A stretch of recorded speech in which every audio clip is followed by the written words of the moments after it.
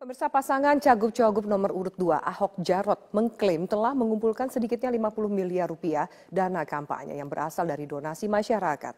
Dalam waktu dekat kegiatan penggalangan dana kampanye rencananya akan dihentikan karena sudah dianggap cukup.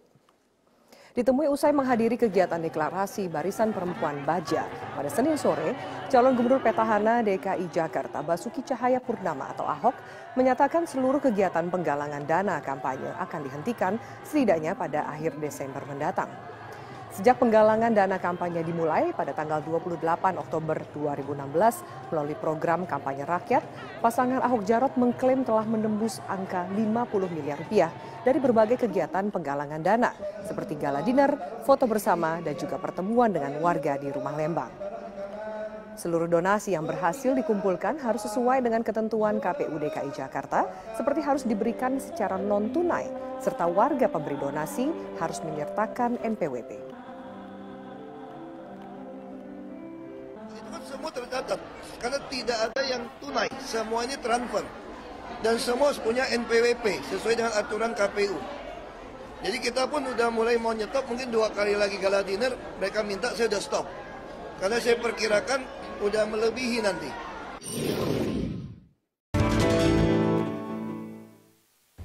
Menarik diskusi kita, bahkan di tengah komersial break pun kita tetap berdiskusi tentang redenominasi ini, pemirsa. Kita akan lanjutkan di Hot Economy pada malam hari ini. Pak Misbakun, selama ini kan tadi sudah disebutkan bahwa wacananya sudah dari tahun 2011, lalu 2013 sudah masuk tuh RUU-nya. Apa yang bikin ini mengendap selama ini? Pansusnya juga sudah ada kan sebetulnya? Belum. Oh, belum. Okay. Jadi ini kan masih di prolegnas.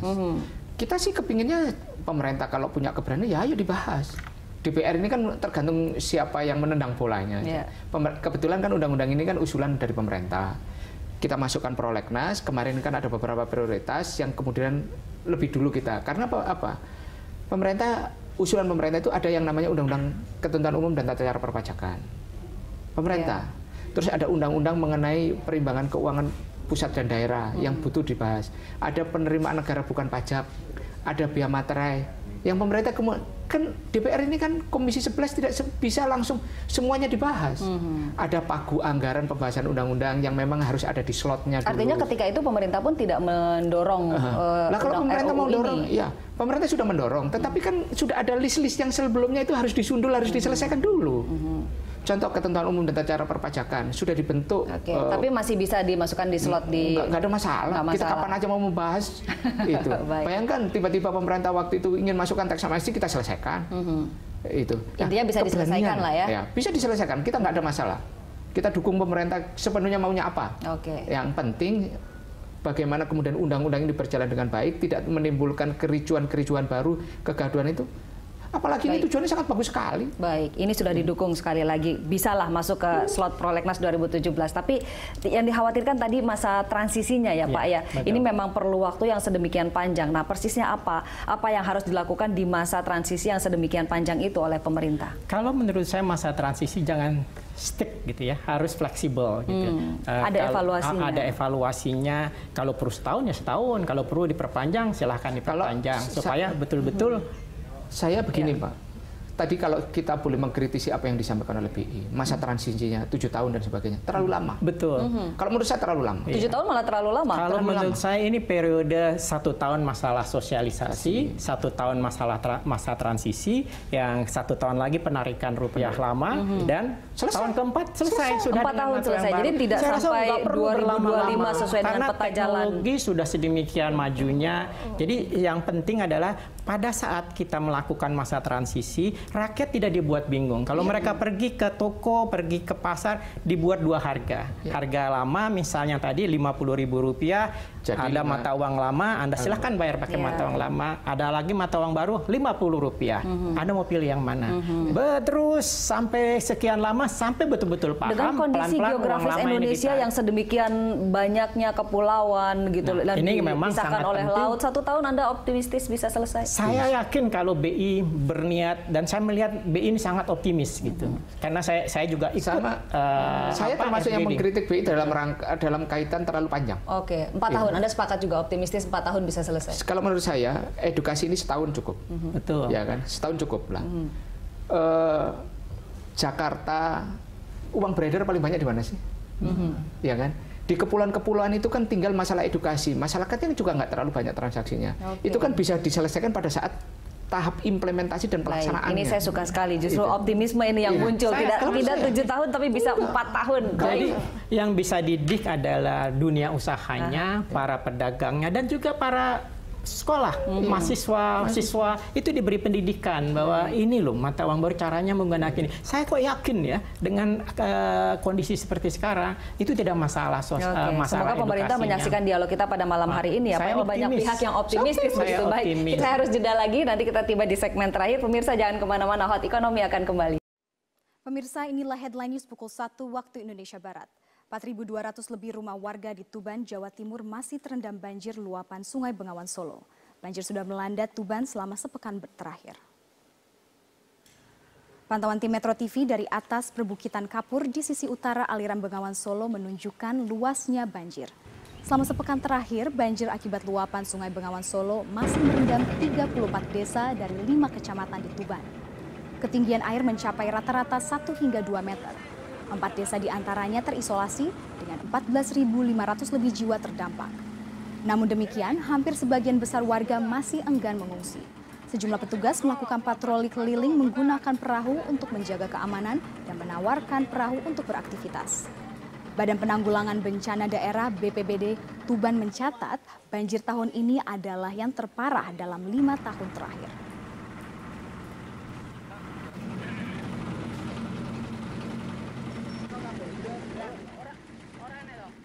Bismillahirrahmanirrahim. Assalamualaikum warahmatullahi wabarakatuh.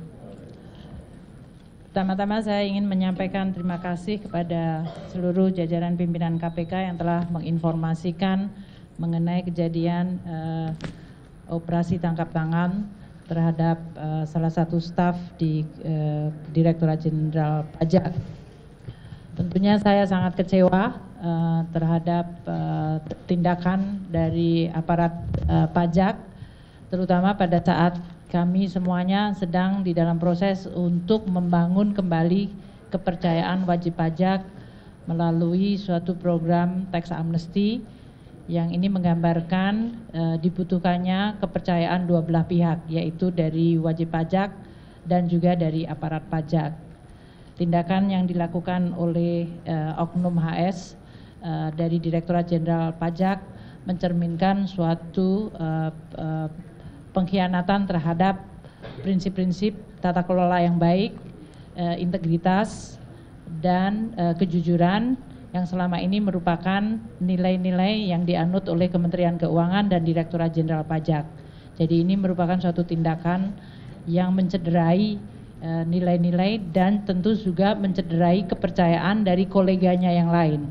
Seperti dikatakan oleh pimpinan KPK, Pak Agus, bahwa sebagian besar dari jajaran Direktorat Jenderal Pajak adalah para aparat yang punya komitmen tinggi untuk membangun institusi pajak menjadi institusi yang bisa dipercaya oleh publik, untuk mengumpulkan kewajiban sangat mengecewakan bagi seluruh jajaran Direktorat Jenderal Pajak dan tentu bagi pimpinan di Kementerian Keuangan, termasuk saya sendiri secara pribadi yang sangat kecewa.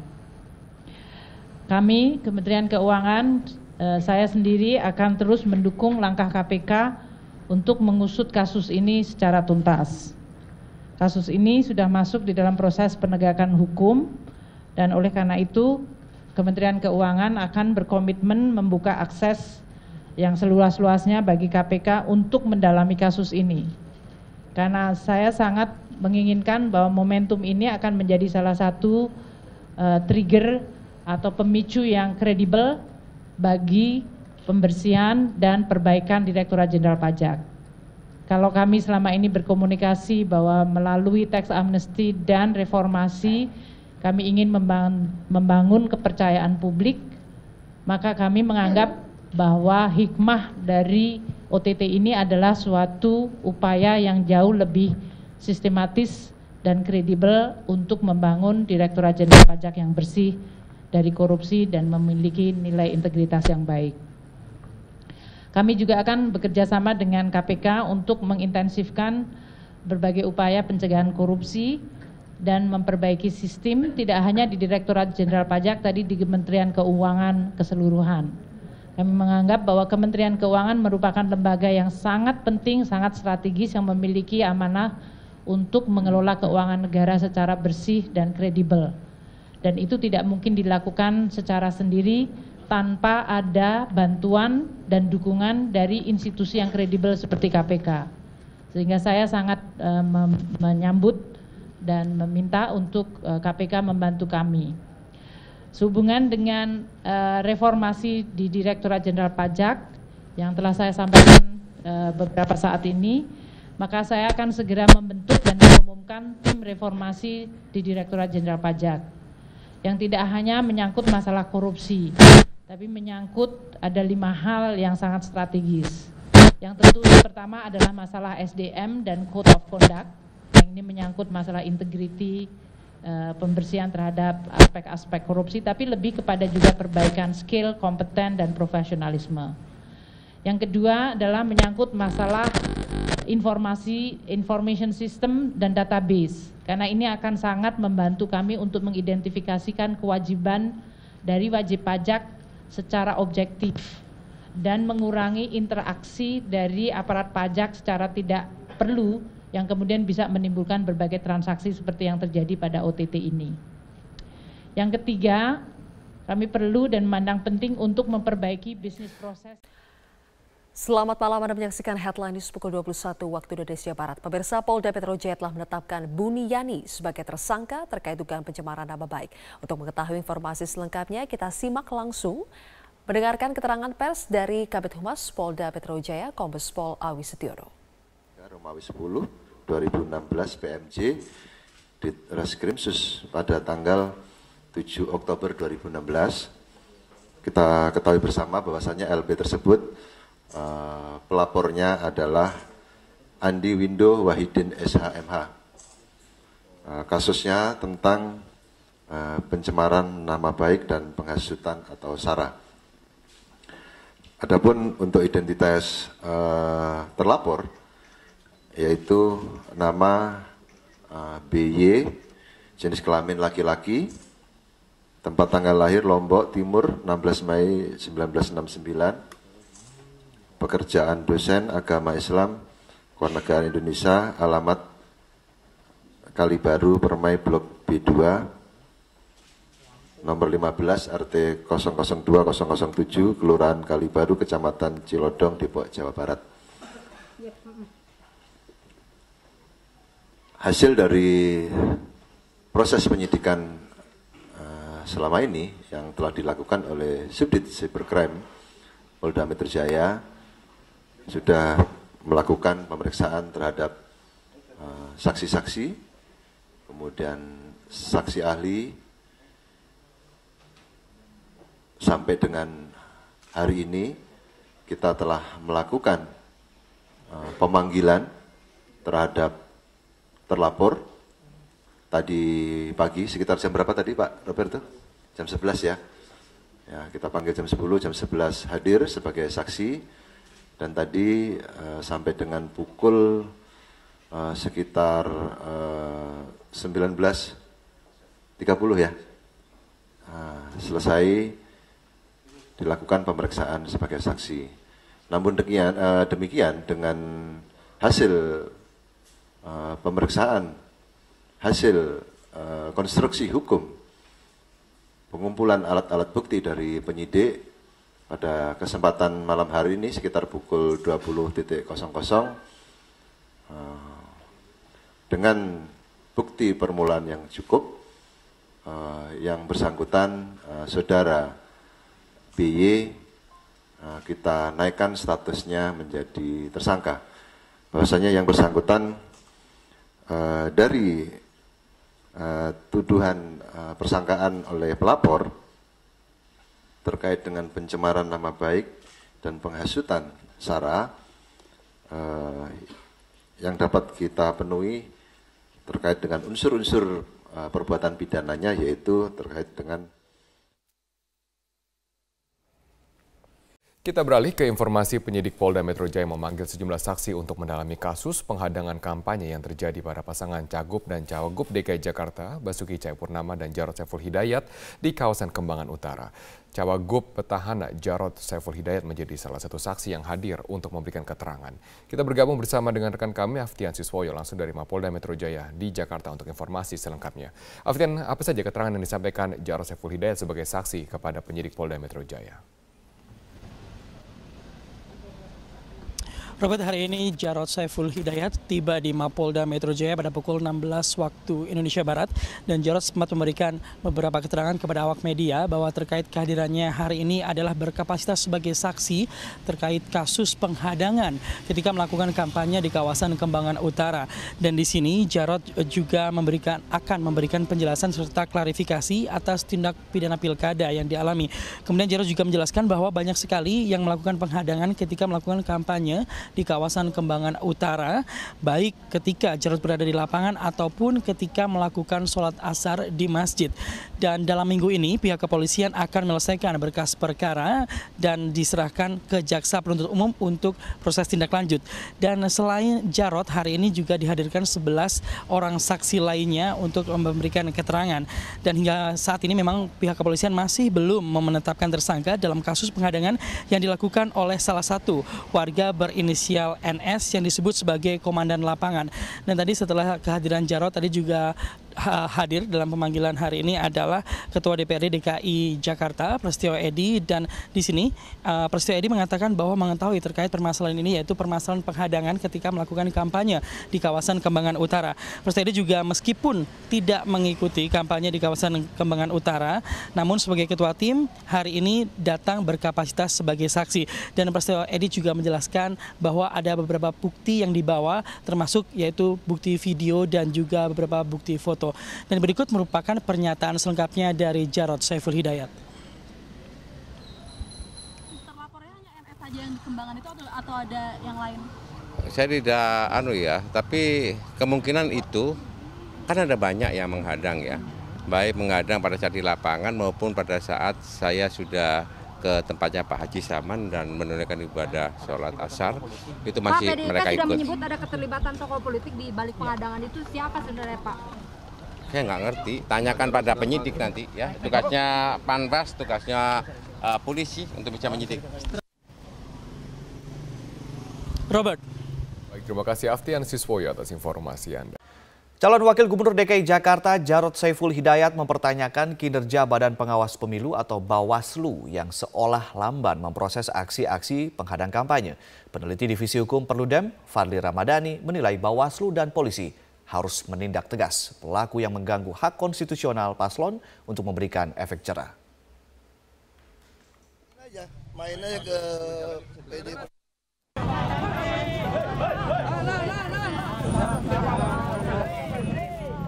Kegiatan kampanye pasangan calon kepala daerah DKI Jakarta, Basuki Cahayapurnama dan Jarod Saiful Hidayat sempat berulang kali mendapatkan gangguan dari sekelompok massa. Tercatat telah lebih dari 5 kali pasangan Ahok Jarod dihadang sejak masa kampanye digelar pada 28 Oktober lalu. Calon Wakil Gubernur DKI Jakarta Jarod Saiful Hidayat sempat mempertanyakan kinerja Badan Pengawas Pemilu atau Bawaslu yang dianggap lamban memproses aksi-aksi penghadang yang diterima pasangan calon gubernur dan calon wakil gubernur nomor urut 2 ini. Tanyakan kepada Bawaslu. Makanya tadi Panwas kan ikut ya, Panwas ini ada belakang ya. Aku bilang, ya harusnya, aku kan pernah juga dicolak di sini. Pernah nggak ditolak? Pernah. Di Kalibaru. Kenapa nggak langsung diproses? Saksinya banyak, buktinya ada, orangnya kelihatan, ya nggak? Saya aja ngomong, bukan warga situ, dia warga RW 7, kami ketemu RW 1, ya nggak? Nah gitu dong. Ketua Badan Pengawas Pemilihan Umum atau Bawaslu DKI Jakarta, Mimah Susanti, membantah abai memproses laporan pelanggaran pemilu. Ia mengaku Bawaslu telah memproses seluruh laporan yang dilayangkan tim kampanye Ahok Jarot. Dari 4 laporan, hanya 1 yang memenuhi unsur pidana. Ada 1 laporan yang disampaikan oleh tim pasangan calon nomor urut 2 itu yang memenuhi unsur tindak pidana pemilu. Dan itu sudah kita tindak lanjuti atau kita rekomendasikan kepada pihak kepolisian. Jadi kewenangannya itu sudah ada kepada mereka, ya. Peneliti Divisi Hukum Perludem, Fadli Ramadhani menilai penolakan kampanye paslon yang terjadi di DKI sudah masuk dalam pelanggaran serius. Karena itu, ia meminta Bawaslu dan polisi segera bertindak. Penolakan ini atau bukan penolakan sebetulnya, tapi mengganggu tahapan kampanye ini mesti ditindak secara hukum. Nah, makanya pembelajaran penindakan secara hukum itu nanti akan memberikan efek jera kepada orang yang akan melakukan atau orang yang masih melakukan. Nah, makanya menurut saya ini tidak bisa dibiarkan. Kalau ini dibiarkan dan tidak ditindak secara tegas, ini bisa menjadi presiden bagi daerah lain yang melangsungkan pilkada di 100 daerah yang lain. Kegiatan kampanye adalah hak setiap pasangan calon kepala daerah yang dilindungi oleh undang-undang. Jika hal ini dibiarkan, dikhawatirkan tidak hanya akan menjadi presiden buruk bagi pelaksanaan demokrasi, tetapi juga penegakan hukum di Indonesia. Apalagi ada ancaman pidana bagi para pelaku. Tim Liputan Metro TV. Banyak cara dilakukan warga untuk mendukung pasangan calon gubernur DKI Jakarta dalam memenangkan Pilkada DKI 2017 mendatang. Ya, salah satunya dengan penggalangan dana kampanye rakyat yang digagas oleh kaum ibu-ibu sebagai simpatisan pasangan nomor urut 2 Ahok Jarot. Dalam rangka mendukung pasangan petahana Ahok Jarot, kelompok ibu-ibu arisan di RW 12 Pejagalan Penjaringan Jakarta Utara menggalang dana kampanye rakyat. Meski sederhana, sejumlah ibu mengaku sukarela menyumbangkan uang mereka terhadap perjuangan Ahok Jarot. Komunitas ibu-ibu arisan merasa bahwa pasangan Ahok Jarot telah memberikan bukti dalam pembangunan ibu kota Jakarta, termasuk diantaranya sejumlah program kerja yang telah dirasakan kaum perempuan. Memang kita mengumpulkan dana ini itu nanti untuk dari kita untuk kita juga tergerak, ibu-ibu kita tergerak karena sumbangan itu karena kita merasa menginginkan punya pemimpin yang jujur dan anti korupsi. Karena bapak-bapak itu yang telah memberikan kita ke anak-anak kita sekolah dan kita lingkungan juga bersih semuanya. Adanya inisiatif warga dalam penggalangan dana kampanye rakyat disambut baik oleh tim relawan kampanye rakyat Ahok Jarot. Tim relawan mengaku terharu atas kepedulian warga untuk mendukung perjuangan pasangan Ahok Jarot. Oke, jadi dari ibu-ibu arisan di sini mereka biasa sebulan sekali memang melakukan arisan, dan pada arisan di bulan ini mereka mengundang kita dari tim penggalangan dana untuk bersama-sama melakukan kampanye rakyat untuk mendukung Basuki Jarot sebagai pasangan calon gubernur dan wakil gubernur. Jadi ibu-ibu yang arisan tadi agak bingung mau ikut berpartisipasi dalam kampanye rakyat, tapi caranya gimana? Jadi kemarin perwakilan ibu RT-nya datang ke Rumah Lembang. Para ibu berharap agar hasil dana yang dikumpulkan bisa digunakan sebaik-baiknya untuk pemenangan pasangan Ahok Jarot pada Pilkada DKI 2017 mendatang. Dari Jakarta, Muhammad Rian, Metro TV. Nisha, bagaimana keberlangsungan acara di sana? Marvin, saat ini digelar acara Parade Bhinneka Tunggal Ika di kawasan Patung Kuda, Monas, Jakarta Pusat, dan saat ini ratusan warga masyarakat berkumpul di sini. Saat ini sedang digelar berdoa dari lintas agama, dari umat lintas agama. Mereka ini berdoa untuk kelancaran acara Parade Bhinneka Tunggal Ika dan juga untuk kebinekaan di Indonesia yang kemarin sempat terpecah. Tadi kami sempat berbincang dengan beberapa warga yang ada di sini. Mereka mengikuti acara ini dengan tujuan agar bisa menjadi bagian dari untuk merawat kebinekaan di sini. Dan menariknya juga nanti mereka akan berjalan titiknya dari sini, dari kawasan Patung Kuda untuk menuju ke kawasan Bundaran Hotel Indonesia. Dan nanti di sepanjang perjalanan menuju ke Bundaran Hotel Indonesia mereka akan menampilkan berbagai pertunjukan dari atau yang ada di Indonesia, seperti ada reok ponorogo, kemudian ada ondel-ondel, ada debus, dan juga ada barongsai. Dan yang menarik juga, mereka ada di sini adalah diminta oleh penggagas acara ini untuk menggunakan pakaian adat dari seluruh Indonesia. Dan bagi mereka yang tidak memakai pakaian adat, bisa menggunakan kaos bernuansa merah putih. Dan selain itu nantinya juga mereka berada di sini untuk bersama-sama, atau pesan yang ingin disampaikan adalah untuk memberitahu masyarakat bahwa perbedaan ataupun keberagaman yang ada di Indonesia inilah yang menyebabkan Indonesia menjadi kaya, Indonesia menjadi satu. Dan berikut adalah pernyataan selengkapnya dari penggagas Parade Bhinneka Tunggal Ika. Kita ingin merayakan kembali yang namanya kebinekaan di negeri ini. Kita ingat bahwa konstitusi kita itu adalah Pancasila, Undang-Undang Dasar 45 yang di dalamnya itu sangat menempatkan kebinekaan, keberagaman bangsa ini sebagai salah satu faktor pemersatu bangsa ini gitu. Dengan format yang sangat cair, bikin happy, semua bisa terlibat. Kita akan melihat bagaimana beragamnya kebudayaan, tradisi, agama negeri ini gitu. Ya Marvin, dan sesaat lagi ratusan peserta Parade Bhinneka Tunggal Ika ini akan berjalan menuju ke Bundaran Hotel Indonesia, dan nanti kita akan bertemu lagi di Bundaran Hotel Indonesia untuk menyaksikan seperti apa perjalanan mereka dari Patung Kuda Monas Jakarta Pusat. Sementara demikian, Marvin, kembalikan dari studio. Selamat siang pemirsa, inilah Headline News pukul 14 waktu Indonesia Barat. 15 nelayan dinyatakan hilang akibat kapal berbendera Thailand dan kapal nelayan tabrakan di perairan Tuban, Jawa Timur. Berdasarkan informasi petugas Pelabuhan Brondong Lamongan, tabrakan terjadi pada pukul 4 dini hari tadi saat kapal berbendera Thailand KM Tyson sempat membawa tapioka dari Thailand tujuan Surabaya bertabrakan dengan KM Mulia Sejati. Dan untuk mengetahui bagaimana upaya pencarian 15 nelayan yang hilang, saat ini kita sudah terhubung dengan Pak Misngadi, Syah Bandar Pelabuhan Brondong, Lamongan, Jawa Timur. Selamat siang, Pak. Selamat siang. Ya, bagaimanakah upaya atau bagaimanakah kronologis peristiwa ini, Pak? Siap. Kronologi kejadian ini tadi pagi sekitar pukul 4 pagi.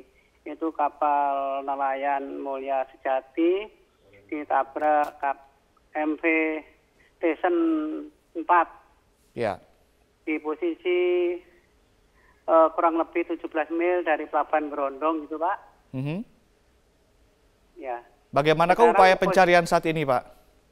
Untuk posisi sekarang sudah dalam tahap evakuasi terhadap 12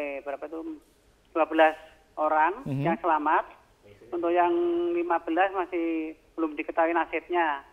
Jadi ini yang 12 untuk dievakuasi ke Pelabuhan Lamongan Sorbes untuk mendapatkan pertolongan lebih lanjut gitu, Pak. Jadi masih 15 orang masih dicari ya, Pak Misngadi ya?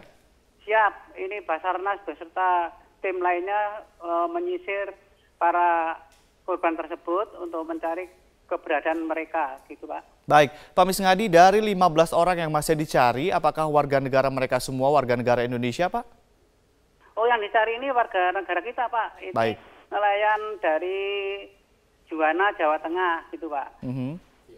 Ya. Baik, baik. Terima kasih Pak Misngadi telah memberikan informasi kepada kami. Selamat malam pemirsa, aksi teror terhadap kandidat kepala daerah kembali terjadi di Provinsi Aceh. Kali ini penembakan terjadi di rumah calon gubernur Aceh Tarmizi Karim oleh orang tidak dikenal. Dan untuk mengetahui informasi selengkapnya, kita terhubung dengan Dazen Frila langsung dari Banda Aceh.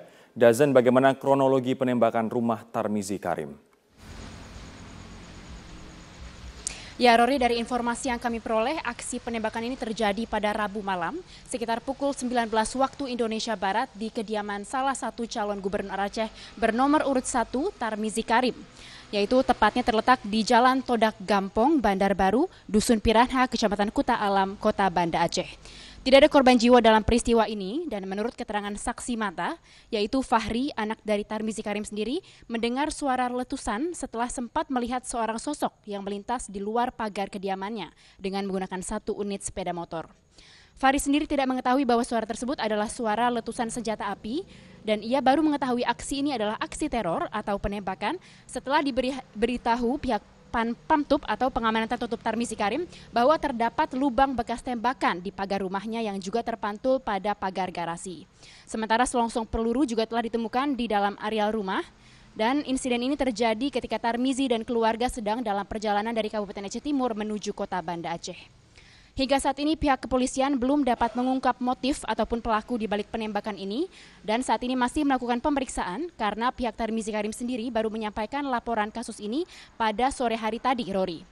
Sementara olah TKP akan segera dilakukan dalam waktu dekat. Dan menanggapi insiden ini, Tarmizi Karim sendiri yang maju dalam Pilgub Aceh melalui jalur independen mengatakan aksi penembakan ini merupakan bentuk teror yang telah mengganggu kedamaian pilkada, namun pihaknya tetap menghimbau kepada seluruh tim sukses dan para pendukung untuk tetap tenang dan tidak terprovokasi oleh kejadian ini. Berikut kita dengarkan salah satu petikan wawancara kami dengan calon gubernur Aceh Tarmizi Karim. Tentunya seperti tadi kita sudah kumpul juga dengan tim kita, tim sukses di dalam pilkada ini. Saya memintakan kepada mereka agar sabar tenang, oleh karena ini sudah ditangani oleh polisi dengan bagus sekali sejak awal tadi pagi. Dan sebetulnya ini kan bertentangan dengan semangat pilkada damai.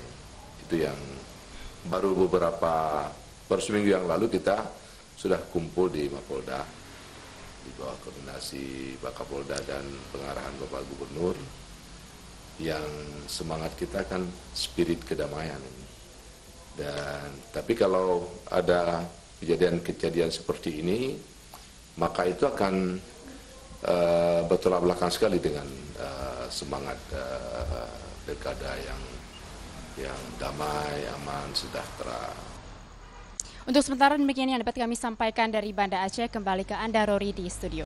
Pemirsa, kita bergabung dengan Stella Nau dari Istana Merdeka. Stella, ini adalah pertemuan yang kedua antara kedua tokoh dalam sebulan terakhir ini. Sebenarnya apa yang ingin disampaikan oleh kedua tokoh ini yang pernah menjadi rival dalam Pilpres 2014 lalu?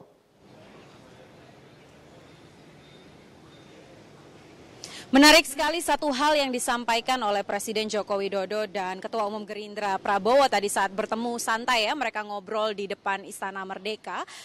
Satu hal yang ingin ditekankan adalah bagaimana dalam menjaga perdamaian dan juga kesatuan NKRI ini, itu tidak hanya saja Presiden yang bisa berperan, tetapi juga semua tokoh bangsa juga bisa ikut turut memerankan peran penting untuk menekankan kepada masyarakat Indonesia bahwa NKRI adalah harga mati. Dan ini kalau kita ambil istilah uniknya ya, tadi sempat disinggung juga oleh Prabowo, ini adalah kunjungan nasi goreng berbalas ikan bakar. Artinya kemarin pada akhir Oktober ketika Presiden Joko Widodo berkunjung ke Hambalang itu disediakan nasi goreng, namun ketika Ketua Umum Gerindra Prabowo hadir di sana, kali ini dihadirkan ikan bakar. Seperti itulah suasana hangat dan juga akrab yang digambarkan oleh mantan rival antara Presiden Joko Widodo dan juga Ketua Umum Gerindra Prabowo. Selain itu juga tadi Presiden Joko Widodo menyampaikan bahwa sayang sekali kalau hanya perbedaan politik, kalau hanya perbedaan pandangan dalam sebuah tatanan menjalankan pemerintahan itu menjadi pengganggu dan kemudian merugikan masyarakat, menjadi halangan bagi kita untuk membangun bangsa Indonesia. Karena kalau kita lihat pada tanggal demo 4 November kemarin, sebenarnya safari-safari politik seperti ini itu sudah dilakukan oleh Presiden Joko Widodo, tidak hanya kepada partai, tapi juga di kalangan pemuka agama. Dan juga banyak diskusi-diskusi yang juga sudah dilakukan oleh Presiden Joko Widodo. Namun menarik kita ikuti langsung bagaimana pernyataan Presiden ini untuk menekankan bahwa NKRI adalah harga mati. Berikut pernyataan Presiden Joko Widodo. Dan saya dengan Pak Prabowo juga berkomitmen untuk bersama-sama menjaga Indonesia yang majemuk ini. Jangan kita tidak menginginkan kita terpecah belah gara-gara perbedaan politik. Tidak. Karena sangat mahal harganya bagi negara kesatuan Republik Indonesia. Selain itu, Prita, kami juga menanyakan kepada Ketua Umum Gerindra Prabowo, apakah memang masih perlu jika masyarakat yang tidak setuju dengan pengurusan atau proses hukum Gubernur DKI Basuki Cahayapurnama ini turun ke jalan lagi. Karena banyak sekali informasi yang berkembang di sosial media, itu tanggal 25 November akan ada aksi susulan. Di sini Prabowo menekankan sebagai salah satunya juga tokoh bangsa adalah kita harus mempercayakan proses hukum yang sudah berjalan. Karena memang sejak sebelum tanggal 4 November sebenarnya proses hukum terhadap Basuki Cahayapurnama itu sudah dilakukan oleh pihak kepolisian. Jadi ketika kemarin sudah digelar perkaranya, sudah jelas status hukumnya, tentunya kita harus menunggu lebih lanjut apakah kepolisian akan bekerja secara profesional atau tidak, itu yang harus diawasi. Sehingga tidak perlu lagi ada aksi turun ke jalan yang kemudian berujung gaduh ataupun ricuh. Seperti apa pernyataannya, kita ikuti langsung pernyataan Ketua Umum Gerindra Prabowo. Tidak akan malu-malu dan segan, saya akan selalu menganjurkan kesejukan.